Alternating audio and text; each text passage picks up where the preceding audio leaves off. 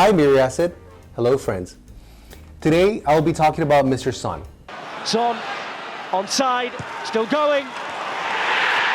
Kim Son with the composure. I don't want to talk about Sonny, the soccer player, but about the other Mr. Son, who is a brave entrepreneur, founder of Softbank, and a visionary investor who runs the Softbank Vision Fund. Mr. Son has two names, Masayoshi Son, his Japanese name, and Jung Eui, his Korean name. Mr. Son is a third-generation Korean, originally from Daegu, where I was born. He became a Japanese citizen in 1990, was born in 1957, and he's ranked number 32 on the Forbes list of world's billionaires. What's up, brah? So let's talk about how the legend all began. Mr. Son's grandfather moved from Daegu, Korea to Kyushu, Japan during the early 1900s, and Son Jung Eui was born in the city of Tosu.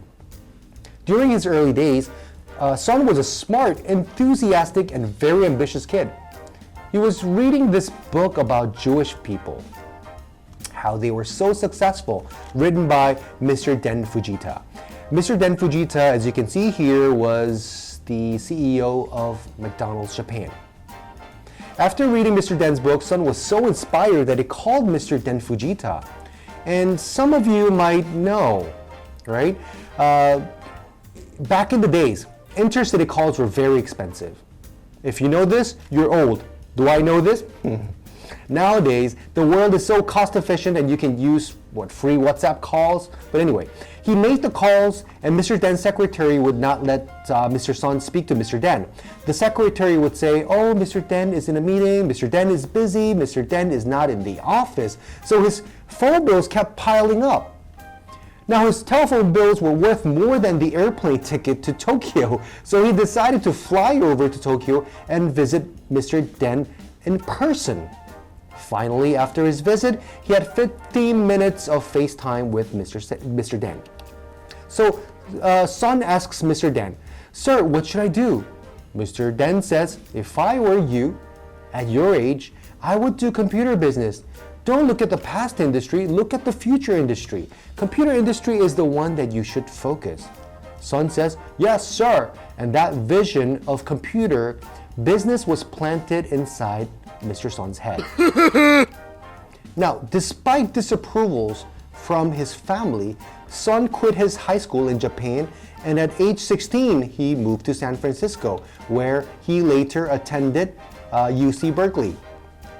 As a talented young man, Son studied day and night, and he aced all the subjects. But he promised one thing to himself. Every day, for 5 minutes, he will think about an invention. And he did. Son invented the world's first electronic translator that looked like this and sold that patent in 1979 at age 22 to Sharp for $1 million. This is what a translator looked like, and people in their 40s and 50s now would recall that this was a luxury item back then. Now it's practically useless because you have Google Translate everywhere you go. Anyway, that $1 million was the seed money to establish his startup called Softbank. Now let's talk about Son's next stage in life. At age 24, with his seed money, he founded this company called Softbank, which stands for Software Bank, hence the name Softbank. Now, take a look at this picture. Right now, if you turn the computer on, you have Windows or iOS, which you use every day. But back in the 80s or 90s, when you buy a computer and turn it on, there was nothing but a black screen with the cursor blinking. It's a smart device, but it's useless if you don't know the computer language. Or am I the one that's dumb? Anyway, you can see here, there are little slots here. And you're supposed to put these floppy disks which have these softwares installed, and you could run the program with these disks inside these slots. I think young people would look at me like, what the hell are you talking about? Anyway, Mr. Son had a vision that the world of computers is coming and that every computer will need a software. That's why he created this company called Softbank, and he would distribute software products.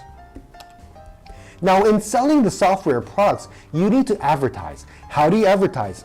Back in the days, the most efficient way of promoting your software products was to advertise through PC-related magazines.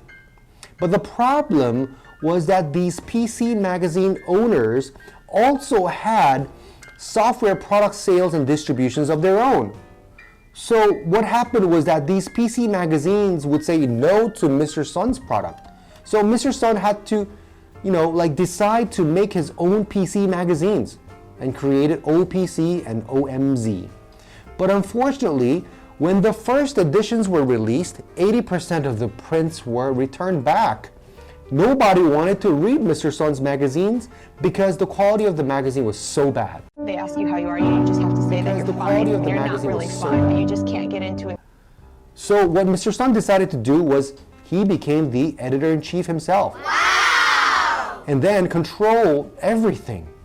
This is an important lesson for leaders in a sense that sometimes leaders need to delegate their powers to their employees and their juniors, but sometimes you need to take that job yourself.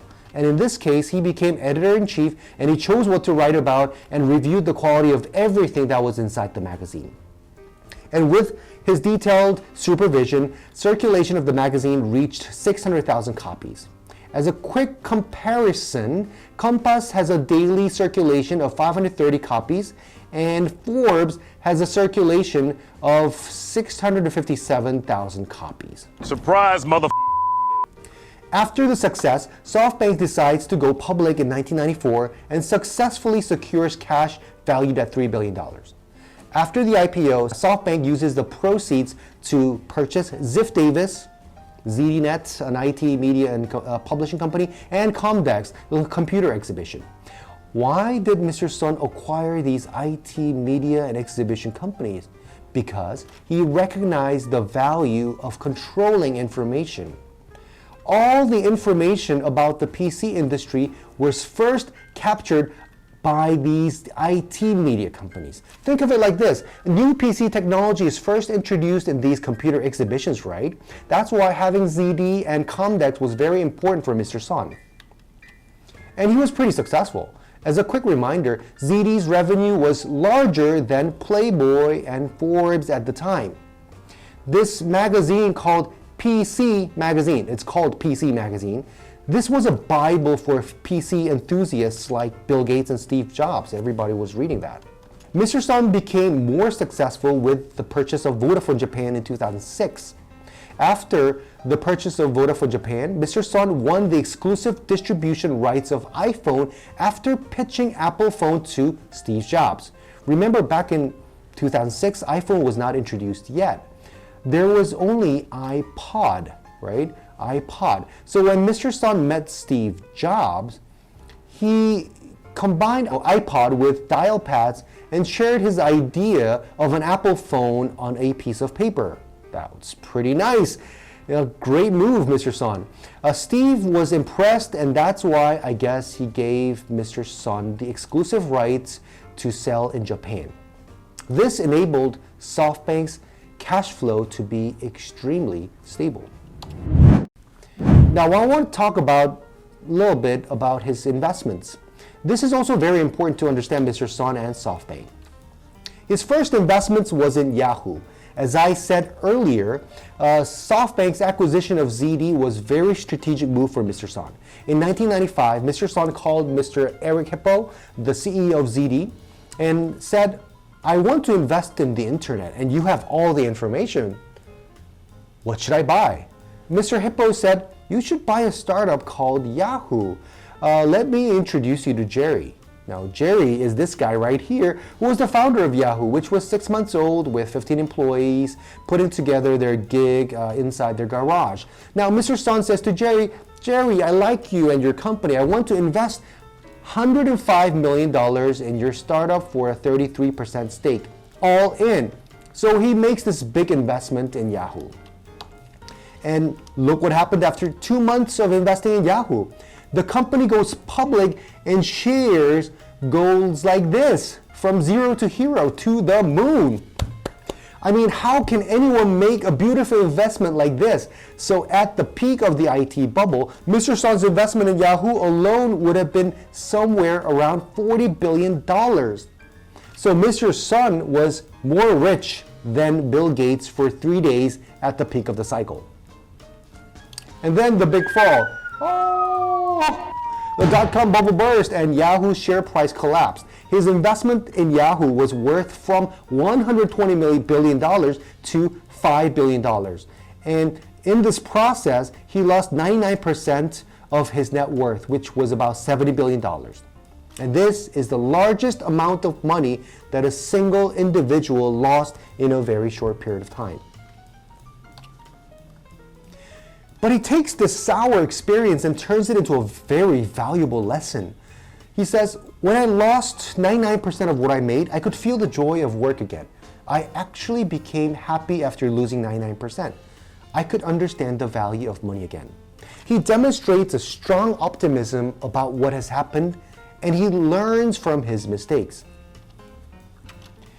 His significant investment number 2 was his investment in Alibaba. I think this is the investment of the century, or possibly the best investment in the history of mankind. Mr. Son goes to China to meet an ex-English teacher, Mr. Jack Ma. Mr. Jack Ma was the founder of Alibaba, which was only 1 year old. Mr. Son sits down with Jack to hear him pitch about his startup. And the ex-English teacher, Jack, says, "My name is Jack Ma, and I'm the founder of Alibaba. I want to build an e-commerce platform in China." It took Jack 6 minutes to say that, and Mr. Son grabs Jack's hands and says, "Mr. Jack Ma, I want to invest in you." So Mr. Son decides to invest $20 million in Alibaba. Of course, that was a smaller investment size compared to $105 million investment in Yahoo, but this was right after the dot-com bubble burst, right? So it was a meaningful amount for Mr. Son, possibly all in again. And he acquired 34% of Alibaba. Mr. Son always acquires significant portion in companies that he invests. And then Yahoo's Jerry Yang comes calling, "Oh, big brother, I heard you invested in this Chinese startup called Alibaba. I heard it was a really good company. Can I join?" And Mr. Son invites Yahoo to become a shareholder of Alibaba as well. And Softbank and Yahoo combined controlled more than 50% of Alibaba. And Mr. Son hits the jackpot with his investment in Alibaba. Alibaba's market cap reached $810 billion in 2020. I mean, $800 billion is more than the GDP of Switzerland. So Mr. Son invested $20 million for a 34.4% stake in Alibaba, and he made $279 billion, which by itself is larger than the GDP of Vietnam. This is no joke investment, I tell you. He was visionary. He knew that Alibaba was going to have a bright future. So why did Mr. Son invest in Alibaba? He says, Jack Ma had no business plan and zero revenue. Employees 35 to 40 people, but his eyes were shiny and strong. I could tell from the way he talked, the way he looked at me, he had charisma. His business model was wrong, but the way he talked, the way he brought young Chinese people to follow him was inspiring. This is why Mr. Son invested in Alibaba. He had the vision. NANI? I want to quickly talk about the sad story of Yahoo. So, how much is Yahoo's investments in Alibaba worth right now? Well, Yahoo's investments in Alibaba is worth about $183 billion. This is, again, a lot of money. Now, Yahoo is not doing so well, I think. Is anyone using their service? It's been a while since I visited their website, yahoo.com, and a while since I saw anyone use yahoo.com as their personal email address. So the fundamental business of Yahoo is not so sexy, I think, but their investment in Alibaba is extremely valuable. Take a look at this. If Yahoo decides one day to divest their holding in Alibaba, the potential tax to divest their holdings in Alibaba would be worth 2.5 times the value of Yahoo's entire business. So if Yahoo were to hold a shareholders meeting and the directors would say, "Dear shareholders, I would like to innovate our email service and improve our search engine." Shareholders will say, no, don't do anything. Just tell me how you're going to sell your Alibaba stake without paying too much tax. It's a very sad story. I mean, Jerry Yang wanted to save Yahoo, but actually he killed it. Now, number three significant investment that Mr. Sun made was in his Vision Fund, which he created in 2017. The Vision Fund was the perfect vehicle designed for Mr. Sun's next big bet. The Vision Fund is a $100 billion bet for Mr. Sun. Now, after his Yahoo and Alibaba's investment success, he was addicted to investing, and all the other investment deals were too small for him. He said, "We only live once, so I want to think big. I have no intention of making small bets," the 59-year-old entrepreneur told investors in May. "My life really starts from here." Because of the Vision Fund, he actually canceled his retirement. He promised the world that he would retire at the age of 60, but he called it off after creating the Vision Fund. Softbank's Vision Fund is so big that if you add up the rest of the other big tech funds, it's still half of Softbank's Vision Fund. Now, where did Vision Fund get the fundings from? Out of the $100 billion, Saudi Arabia invested $45 billion, SoftBank invested $28 billion, Abu Dhabi invested $15 billion, Apple, Qualcomm, etc., $5 billion, and others. But take a look. All these others have invested in the Vision Fund in the form of equity and debt. Saudi Arabia invested $17 billion in the form of equity and $28 billion in the form of debt. That goes the same for Abu Dhabi and the others. The only subject that invested fully in equity is SoftBank, which is the controlling owner of the fund. Very smart. Mr. Sun wants to run the show himself and only to himself. What is Mr. Sun's vision?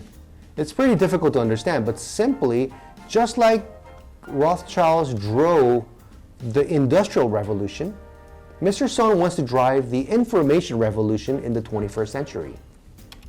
Then what is the information revolution? During the Industrial Revolution, people were replaced by machines. During the information revolution, the machines will be replaced by AIs. This is the Vision Fund's portfolio companies. You can see familiar faces such as Tokopedia, Uber, Grab, Didi, Coupang, ByteDance, WeWork, Oyo, etc. Here's one interesting company, ARM. ARM is a chip design company. They don't manufacture semiconductors. That's for Samsung, TSMC, Intel. But ARM, they design chips to make it more efficient. Why are chips so important? Let's take a look at this. This is a car you remember back in the 80s and 90s. The analog dashboard, the dial knobs, transmission, and this is the dashboard you see today. There is the digital dashboard and there are no knobs or physical buttons to push or pull. They're fully digital. And if you want to go digital, you need to have chips. Guess what? Car manufacturing stopped for several weeks, not because the car companies didn't have steel or glass doors, but they didn't have enough chips. So the power of controlling information is very important. With ARM, Mr. Sun can see the future. He knows exactly how the AI revolution is going to unfold. Now, last but not least, I want to share you Mr. Sun's deal-making strategy. This is also very important to understand Mr. Sun's investment style. If Mr. Sun likes the company or the startup, he does three things. First, he invites the founder or founders to Tokyo. Then he has a meal, possibly a dinner. And Mr. Sun offers them a lot of money. I mean, lots and lots and lots of money. Let me give you an example. Mr. Sun meets and greets a tech founder and he invites him or her for dinner. He likes the person. By the time they're having dinner, Mr. Sun understands about the company inside and out. So he's there to make a bet. Welcome to Tokyo. I like you. I will give you $1 billion. And if the tech startup says, oh no, Mr. Son, I'm sorry, I don't want your money, I can handle it myself, then what will Mr. Son say? He will say, okay, I will give your main competitor $5 billion, 5 times what I'm offering you. Then you will have a bigger problem fighting off bigger and stronger competitors, right? This is how brutal Mr. Son is when it comes to investments. And the other competitors will also, give up competing with you because you now have so much, money, deep pockets to spend and burn. Secondly, Mr. Son would think about nothing else but becoming the dominant player in your playing field. Let's take a look at Didi Uber merger. Tencent-backed Didi was a dominant player in China in terms of ride-hailing app. And Softbank backed Uber went to China and created Uber China to compete with Didi. When Uber came to China, competition started heating up. Didi said, we will give you free rides. Drivers, you don't need to give me commission. Uber, who was the follower, had to match that to stay relevant, and they were running out of money pretty fast. And Uber had to raise funds. So they went to the market and asked for $3 billion. Didi said they are raising $10 billion. So at the end of the day, Uber China gave up. And Didi ended up merging with Uber. And after the merger, Didi, Uber combined commanded 92.5% of the market. What a dominance. But interestingly, the largest shareholder in the combined entity was SoftBank and Uber. What a strategy. Another sacrifice. Mr. Son acquired Sprint, the third largest telco operator in the US. SoftBank acquired 70% of Sprint in 2013 because he wanted to explore opportunities in the US telco space. Now, after the successful acquisition of Sprint in 2013, he wanted to take over T-Mobile, the number 4 telco player, and then combine, become number 1 above Verizon or number 2 above AT&T. But the US government said no. So Mr. Son had a small tea time with Mr. Trump in February 2020, and then the Fed approves the Sprint T-Mobile merger. The interesting thing about this deal is that if you're the acquiring subject, but you become the subsidiary of the acquisition target, and then your brand name was later discontinued. For Mr. Son, the brand name doesn't matter to him. What matters to Mr. Son is that he takes the combined entity to the greater position in the market, so market dominance, and also he takes significant stake in the combined entity. As you have seen, Mr. Son is obsessed with dominating the market. Losing money is nothing for Mr. Son as long as you can secure dominance in the market. If you can grow the top line, bottom line losses mean nothing. He doesn't care. You need to dominate the market first and then think about profitability later. Sounds familiar? It's the same strategy as Jeff Bezos' strategy that he mentioned to his shareholder in 1997. Remember? Oh, hi, Mark. Is Mr. Son an investment genius or a casino addict? Only time will tell. The moral of the story is broken down into 4 pieces. First, be a futurist. You need to have a vision. If you don't have a vision, you will never know what to do. At his young age, Mr. Son had a vision that computers will be the next big thing. That's why he created SoftBank. He had a vision that information was going to, he had a vision that information was his crystal ball into the future. So he made investments to make the crystal ball more clearer. Second, dare to make bold bets. Some people would disagree to have all the eggs in one basket. I am also not a big fan, but when you need to make bold bets, you need to do it. We only live once, so think big. Third, strong execution. For leaders and middle managers, you need to make things happen.